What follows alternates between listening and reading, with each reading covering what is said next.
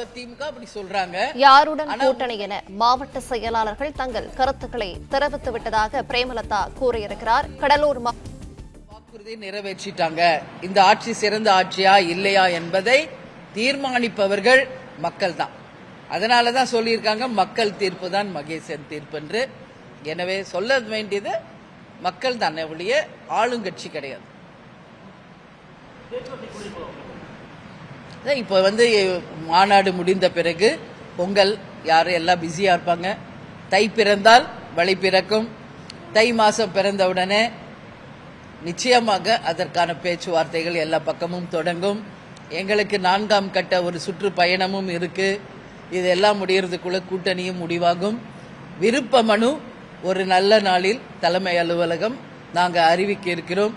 தமிழ்நாடு முழுவதும் யாரெல்லாம் தேர்தலில் போட்டியிட இருக்கிறார்களோ அவங்க விருப்ப மனுவையும் தர இருக்கிறார்கள் என்பதையும் இந்த நேரத்தில் உங்ககிட்ட சொல்றேன்.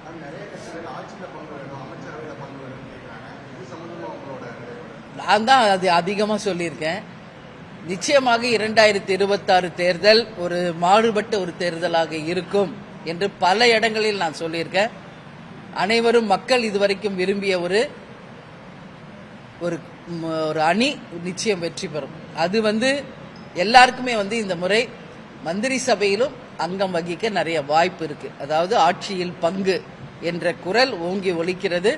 அதுக்கு சாத்தியமும் நிறைய இருக்கிறது என்பதுதான் எங்க கருத்து.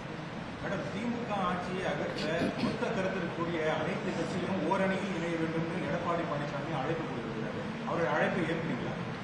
அவங்க சொல்றாரு, அண்ணன் எடப்பாடியார் சொல்லியிருக்காரு. ஏன்னா இன்னைக்கு திமுக ஆளும் கட்சி, அவங்க எதிர்கட்சியில இருக்காங்க. எதிர்கட்சியில இருப்பவர்கள் எப்பவுமே அப்படிதான் சொல்லுவாங்க. எனவே அவருடைய கருத்து அது, அண்ணன் எடப்பாடியாருடைய கருத்து. அதனால யார் ஏத்துக்கிறாங்க யார் ஏத்துக்கல என்பதற்கான விடை கூட்டணிகள் அமையும் போது மக்களுக்கு தெளிவாக புரியும்.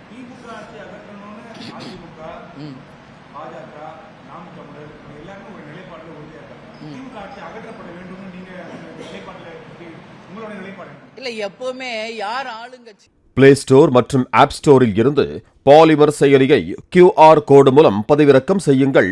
செய்திகளை உடனுக்குடன் பெறுங்கள்.